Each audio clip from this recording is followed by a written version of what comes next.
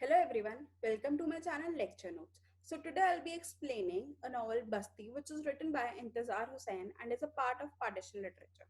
So in this particular video I'll be explaining chapter 7 only. The name of the chapter is A Wartime Diary is written by Zakir, our protagonist. So in the starting of the chapter, Zakir tells how people are in a hurry and trying to crawl over each other. There are no train and people are waiting on station endlessly. So he gives a glimpse of wartime situation where people are panicking and they are rushing towards the bus or railway station to reach a secure place where the place where there will be no bombarding upon them. There will be no curfew. They want to reach a safe place. Therefore there is a huge crowd to be seen on the stations, and the roads are the ones which are left desolated. So there are no classes held. As a result, Zakir goes to Shiraz to spend his daytime, where he says, while Shiraz is empty and everyone is in the fear of impending war. So he clearly tells that every market, whether it is a marketplace or a restaurant place or roads, everything has been silenced. There is not a person to be seen.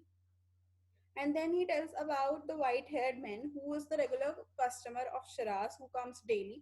But that person is also not seen because everybody is in the fear of impending war. Then he tells the condition, the atmosphere that has been set up at the time of war, that how and so night and day alike, at frequent intervals, the siren wailed, and when the whistles blew, traffic police and civil defense volunteers appeared in the streets, blowing their whistles, gesturing, and issuing instructions. Traffic on the streets suddenly speeded up and then slowed down as vehicles left the road and found shelter under tree.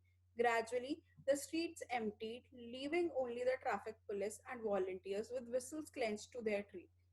So he clearly tells that how crowd is only seen in the bus and railway station, while the roads are so much isolated that only the people left on the roads are traffic police and volunteers who are controlling or monitoring the situation.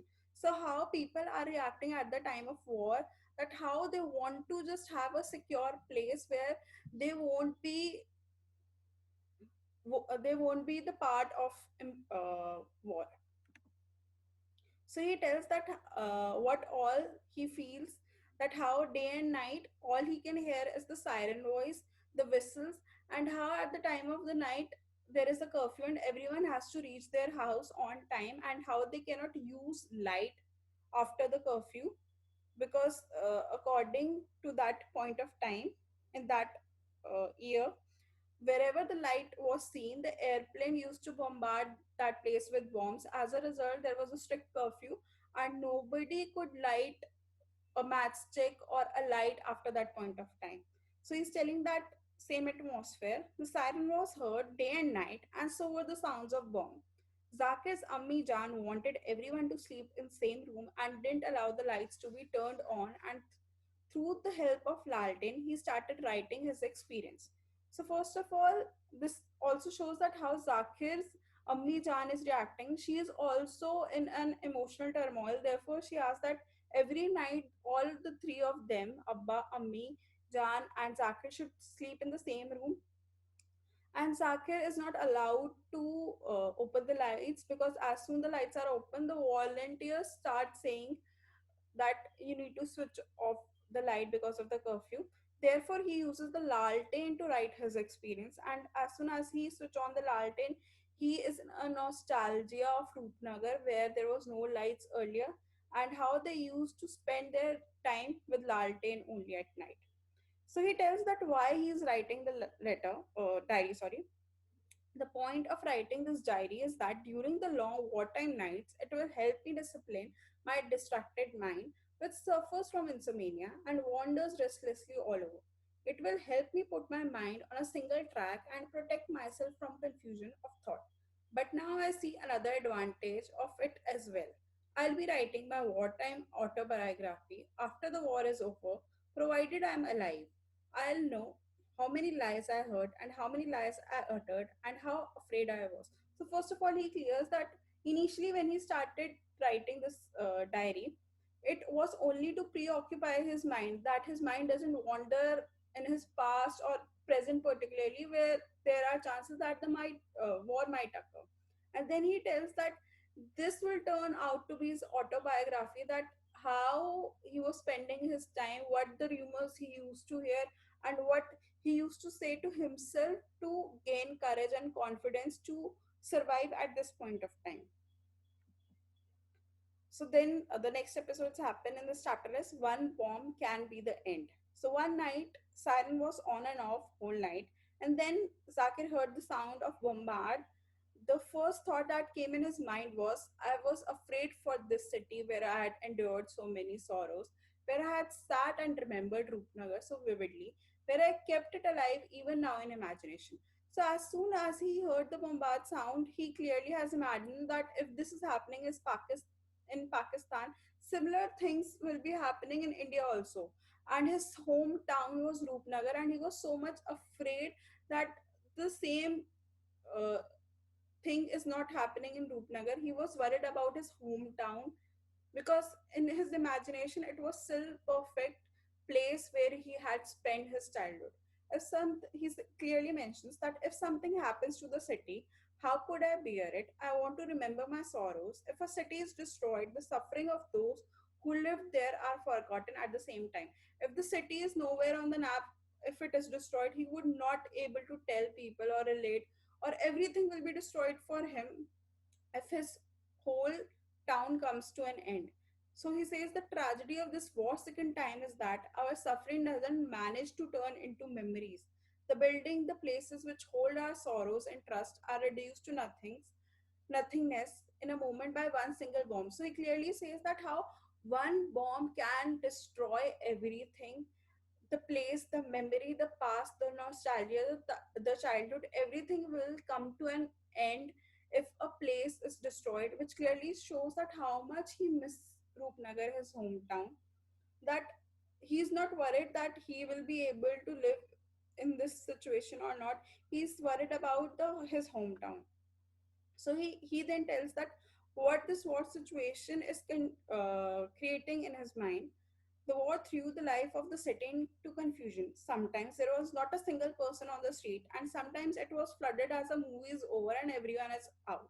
So clearly, you can relate this with the corona time, that earlier in the point of March, nobody could see on the road, and within few months, you can see that everything is normal. So clearly, at the time of war, also, he's trying to show that at the time of curfew, a single person was not seen on the road, and within next 10 to 15 days it appeared that everything is normal, but it wasn't.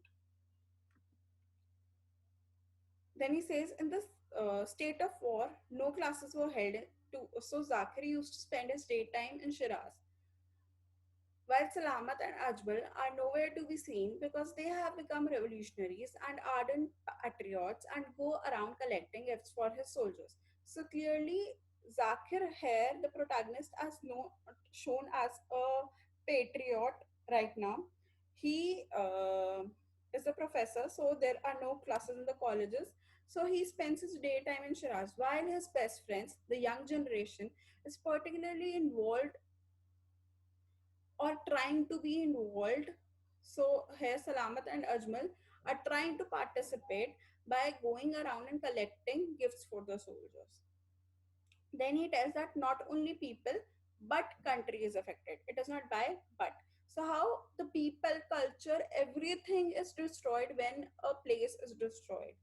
So here, this is a conversation between Zakir and his friend Ifan, who owns a publishing house, and Zakir make him request to Ifan that you have a pass to drive at the time of curfew, and I want to drive or see the city at night at the point of curfew.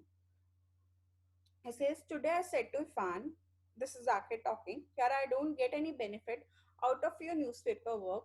What benefits do you want? Yeah, you have a curfew pass, there's a newspaper car. Can't you show me the city at the blackout? I can show you, but it takes courage to see a flourishing city reduced to a desolate condition. I've seen so many curfews in the city. By now, surely I've acquired the courage. So he says that I I'm ready to take you outside at the night at curfew. But the point is, you need so much courage to see your own city in such a state that it is almost dead, that nobody is breathing inside, and it is in such a desolate condition that you won't be happy or have any positive vibes after seeing your own city in such a state. So clearly, he's showing the situation.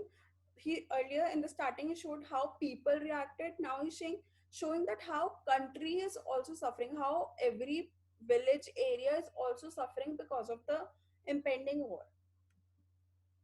So in the last chapter, in the last part of the chapter, Zakir had many dreams, and I'll be sharing few dreams with you. So the first dream, you will the first thing you will notice in every dream is that in his subconscious mind also, that mass atmosphere of war is constant. In his every dream starts with siren whistles, the sounds of dogs barking, and human voice absent. So this is his first dream, or a vision, as thought there had been an immigration and people had gone somewhere else. So clearly he is not able to see any human, and there is complete silence. He says, this is his vision or dream. He says that emerging from the forest, I entered a town. But what kind of a town? Not a trace of a son of Adam, that clearly he can't see any humankind or a human present. To his far fetched eyes, he cannot see a single human being breathing.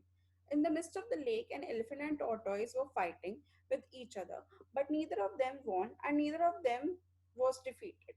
So he was walking to in a forest, and then he saw an elephant and a tortoise fighting with each other endlessly. And as he was seeing this fight, a fakir appears, and then Zakir asked the fakir that why are they fighting, and it's been so long, what they are fighting for. Then the fakir tells him the story of a man and his two sons. The father is on the deathbed, and he says his sons, I have divided my knowledge equally between you both, and all, O my sons, after I am gone, divide the rest of my property between you in the same way, for I fear the day might come when you would seek for more than your right. So this is, if you see both the sons as India and Pakistan. So here they both are the beautiful city, and the two sons are fighting with each other, like India and Pakistan were fighting with each other. So he says that the man on the deathbed says that I had given whatever I had, that is my knowledge, and I rest of, so I'm gonna divide the property, but he isn't able to divide because he died, and as a result, after his death, both the parties are fighting with each other, and it's been years. Both are calling each other names and therefore have turned into elephant and tortoise. So Zakir inquires to Fakir that, oh vulnerable sir, what will be the outcome of this battle, that this endless battle, what will happen in the end? He said water of the lake will become muddy. So clearly, what happens in the end of the war is that both the parties soldiers die, and muddy hair means that the bloodshed, that nothing will be the outcome of war. It will only turn into a bloodshed aghasted battle of war, that nothing can come good out of the war. And muddy hair refers to that all the people who will lose their close ones, or the people that will be died in this endless war. Now, in the second dream, again he's walking in the forest. He reaches a place where he sees that many people don't have head on their body. So he says, whenever I looked at a head, I found it gone. The men healthy and well, the head gone. I was inwardly astonished. So a person tells him that the king has two snakes, the serpents, and the snake eats the head of the people. So as a result, the king has said that every day two people will come and they will give their head, so that the snakes are fulfilled every day. So he says, on king's shoulders, right and left, two serpents are always hissing. Men's heads are their food. He saw the best minds put as food in front of snakes. So he says that out of it is kind of luck, and every day two people are selected to present it to the snakes to eat. And one day the brightest minds were given to snake to eat, and after eating those minds, the snake were full of rage. And he tells that why the snake were full of rage, because the brain in those skull were found to be empty. So clearly, according to my interpretation, this shows that how even like because of the snakes, the king ordered two men to be the food. So clearly, how the king, if we treat the snakes as the Britishers and king as the Indian king, how the Britishers corrupted the king, that he allowed his own people to be turned into the slave of uh, the snakes. So clearly, how the own Indian king or our own um, eminent figures allowed our own Indian to be the puppet in the hands of the Britishers, like here in the snake.